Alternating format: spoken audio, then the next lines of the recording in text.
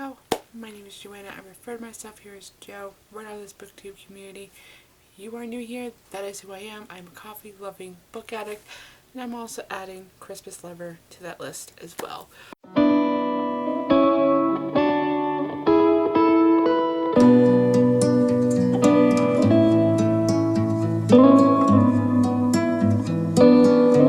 Here today to talk about all the books that I read in the month of November. There's only 4 books, but we're going to go ahead and jump right in. This book I read was Little House in the Big Woods by Ingalls Wilder.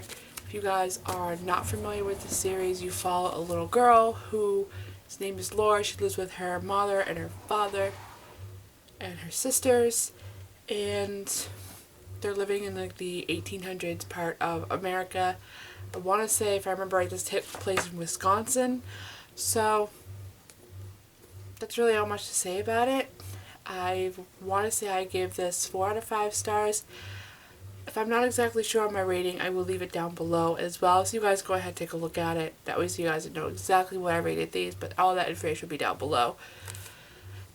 Personally, this is definitely one of those middle grade books, a great book to be able to get into with your kids, and even as an adult, I still absolutely loved this a lot. The next book that I read in the month of November was Unraveled by Alyson Noel. I always try to go into an Alyson Noel book blind, and this, I'm not going to say it disappointed me, but it more or less, it wasn't what I would expect from Alyson Noel. More or less, I want to say I maybe gave this 4 out of 5 stars just because the ending was just great, and I'm actually really excited to go right into this series and go get the next one, which I can't remember what the top of my head is. But if you guys are not familiar with this story, you follow a few different characters. You follow Layla, you follow Madison, and there's one more that you follow. They both go into Hollywood. They're both trying to make their way through Hollywood. One of them is trying to make their way as a news reporter or a photojournalist or a journalist or something along that line, and the other one's also trying to make it as an actress. So you more or less you follow the 2 girls, and it has a really huge surprise twist at the end. I don't want to reveal it if you haven't read this, if you want to read this series, but let's just say it has to do with Madison and something goes crazy with her. So I want to say I give this 4 out of 5 stars because it was just a mind-blowing ending, but it was really kind of boring throughout like the middle part of it. Yeah, I did listen to this on audio, so I was listening to this as work when I was doing things at work. So I did pay attention to it, but it was also a little bit, it was kind of like in the background, people talking to me and whatnot. So yeah, I think I would give this 4 out of 5 stars. Anyway, that information will be down below. So the next book that I read was Crown of Midnight by Sarah J. Maas, and I want to say I gave this 4 out of 5 stars or 5 out of 5 stars. I can't exactly remember.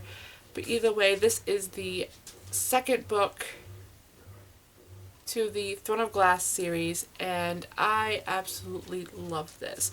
I fell in love more with Dorian, and not so much big a fan of Kale, but definitely love Dorian in this, and I'm hoping I can see more of Dorian in the future, but my husband tells me I probably won't be able to. But either way, there's just the things that just went on in this was just absolutely incredible. I am so excited to move on to the next one to see the character development, Selena and whatnot, so definitely worth the read. And the last book that I read in the month of November, there was a couple of people that you are really excited to see how I thought about this. That was Cruel Beauty by Rosmannd Hodge. I know I'm saying that name wrong. Anywho, I actually really did enjoy that. I think I actually ended up giving it 3 out of 5 stars. Or maybe 4. I don't remember exactly what I gave it. And the reason being is I kind of feel like the ending fell flat. Now, being one of those people who have this thing where just retellings of Beauty and the Beast are just going to be always close and near and dear to my heart, I felt like I could have probably gone my whole life without reading this one.